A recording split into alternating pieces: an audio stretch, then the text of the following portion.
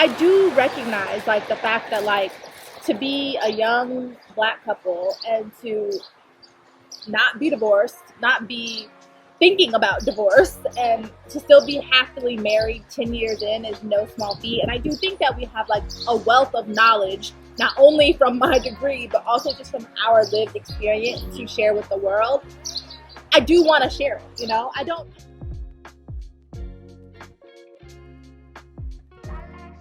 Hey guys, welcome to part 2 of our Ask Us Anything video. We tackled some really fun questions in part 1 just a few minutes ago, and now we're gonna dive into the rest of the questions that our followers sent over for us. We are at one of our favorite restaurants here in Sharjah called Spice Grill, about to enjoy some lunch, and we decided to grab a table outside. So if you guys hear like the fountain and some other background noise in the background, that is why. But yeah, we thought that we would kind of answer the rest of y'all's questions over lunch. All right, honey, the next question we got is kind of loaded. I think that they want us to fight. Wow. What's the question? You guys seem so happy and solid. What is one thing that you guys butt heads about? There has to be something. Leaving the lights on. Like I come home and every light in the house is on. I don't have every light on. I like to have, the stair light on, maybe a downstairs lamp, a couple of lights I think need to be left on. Yeah, there's no point in walking around a dark house. Like we can leave 1 or 2 lights on downstairs. Yeah, but like the room don't have to be lit when you walk in it.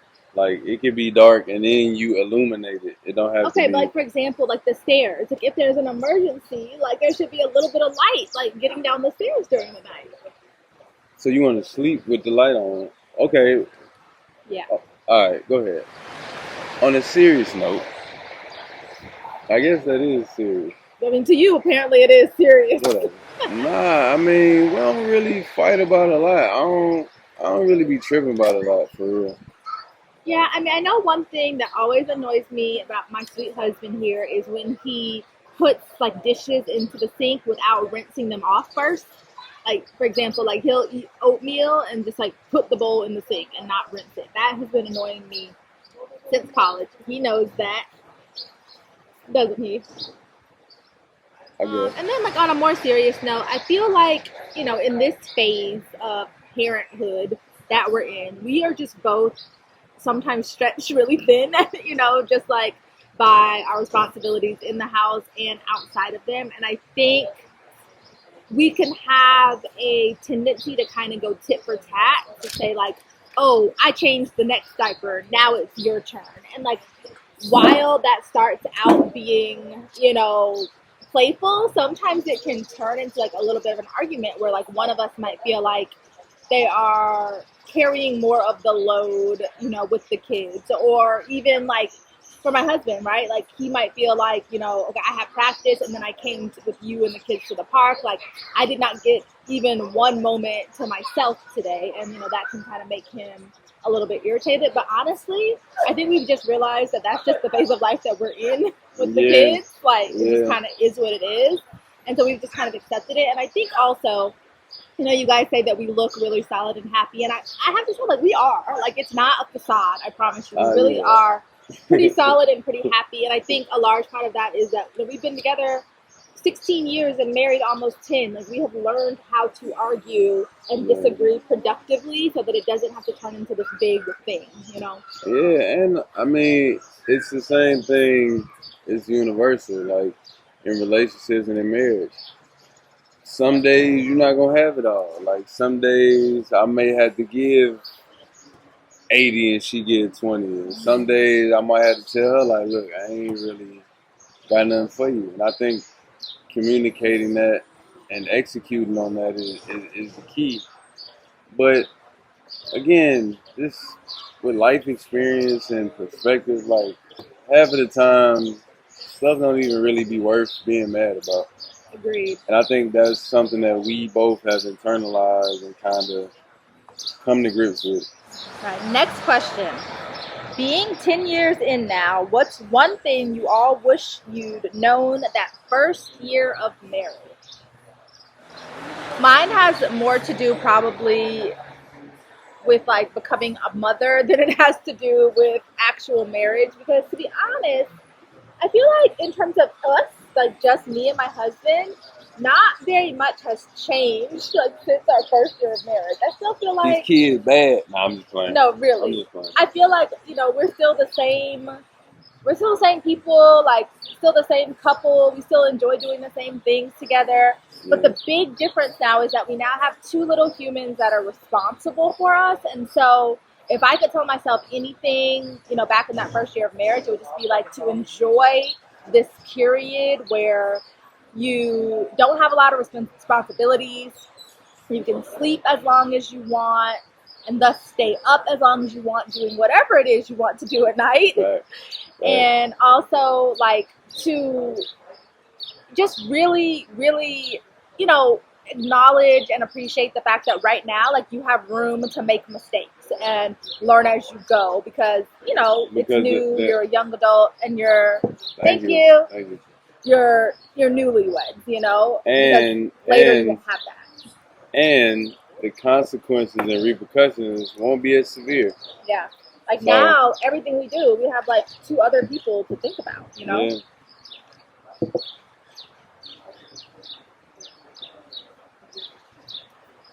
That's really good. That's all right. Really good. By the way, this probably looks like a delicious cocktail, but they actually do not serve alcohol in Sharjah. So this is actually a mocktail. So just keep that in mind. Should you visit Sharjah or move here, you will not find alcohol in this area of the UAE. But the mocktails, Fine. Delicious. Fine.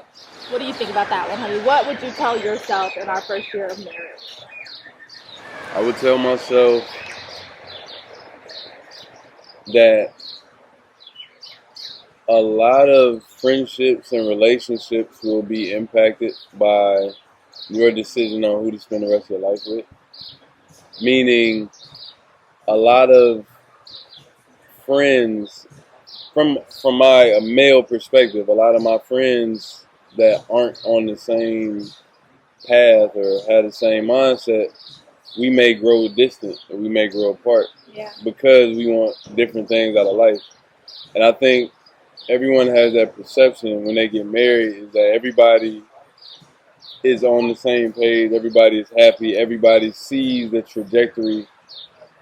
Everyone has the same trajectory for their lives as you do yours, and that's just not true. A lot of people don't be on that. A lot of people enjoy their freedom. A lot of people, a lot of people want different things out of life. Mm-hmm. And I think understanding that and knowing that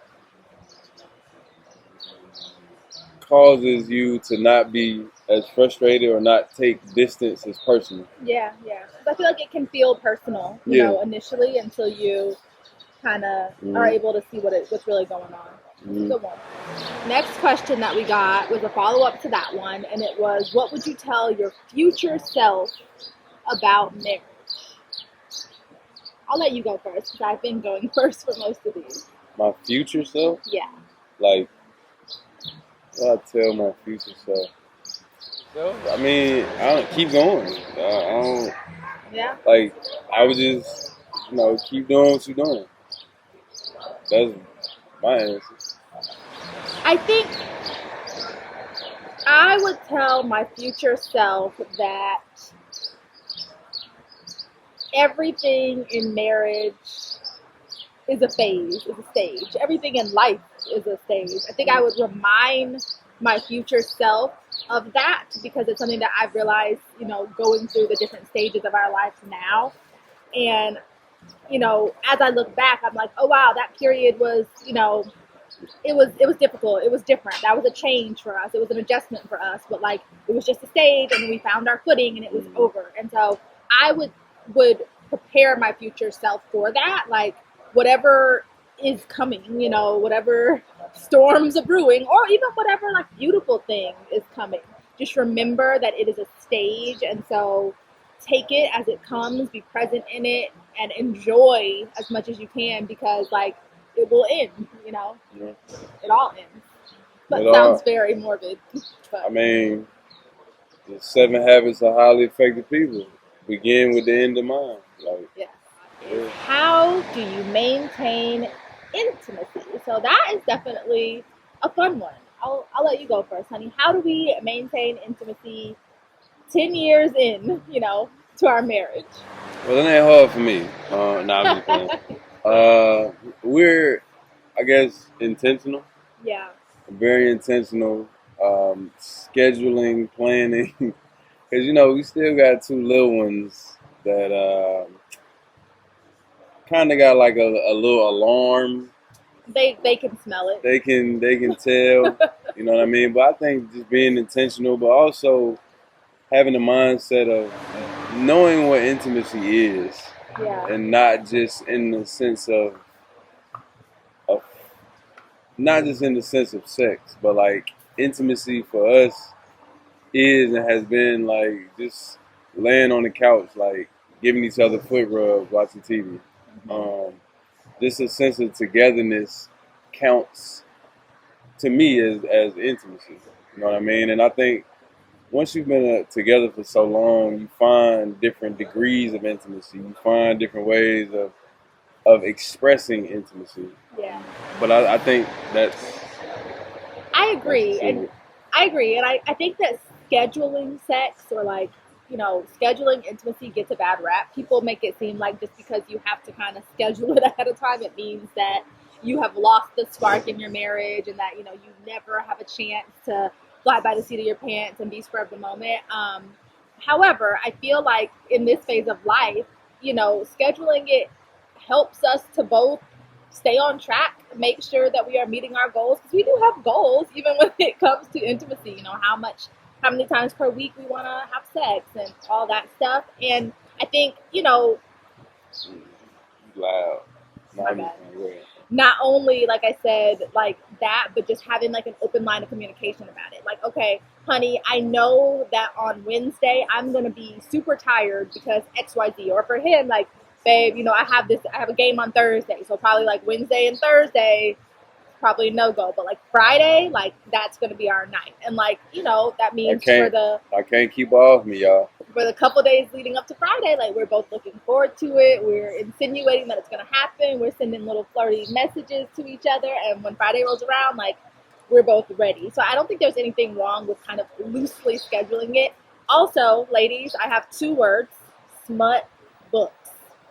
That's how we keep it alive in our marriage. Hey, these little Zane, what was it? The Zane audio books or whoever. It's not Zane anymore, but I be she doing the dishes. I'm walking in. I'm like, listen, please, you gotta put your headphones in because if my kids hear this, Lord have mercy, you gotta read the Bible after you listen to one of them audio books. But seriously, ladies, I highly recommend reading or listening to books that are a little bit racy, a little bit spicy, because it definitely does just get you in the right headspace to perform later on. Definitely do. So the next question is, what is the next chapter in you guys' life, and what are your plans for the next 10 years as a couple and the family? This is something that we actually talk a lot about these days, I feel like, you know, because it's getting to the place where I can picture it. Like for the longest, I couldn't really picture us like with teenagers, or couldn't picture us living back in America full time, but now I can see it. Yeah. Well, Harper won't date until she's 21. So that's not in the 10-year plan. That's not in the 10-year plan. How early can Jackson be an All-American? I don't know. You'll have to tell me. Yeah. Well, that's one goal.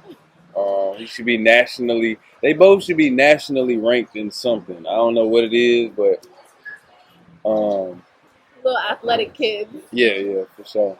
I think, obviously, you guys know my husband plays professional basketball overseas. This is his 13th season.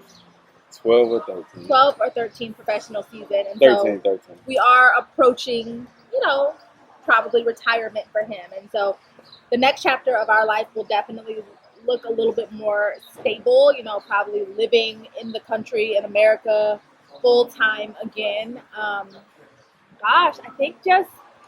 feel like during this first 10 years of our marriage, like we laid a lot of groundwork. We really laid a strong foundation for our family, the kind of life that we want to live. I mean, we had kids. You made a lot of money, thankfully. No, I didn't. No, I didn't.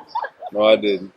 We purchased a home. I think we've really set ourselves up really well during these first 10 years. And for me, the next 10 years, I just want to enjoy like all the fruits of your labor, you know? Yeah, for sure, for sure. I mean, the next 10 years, hopefully, I can see you, having collections in Target, pots and pans and face washes and all this other Target, stuff. hit me up. Right. Me being like a stay-at-home dad, you know what I mean? I make videos, packing lunches, but, in all seriousness, just, like you said, enjoying the fruits of our labor, enjoying stability. And we've always took that mindset, like Yeah.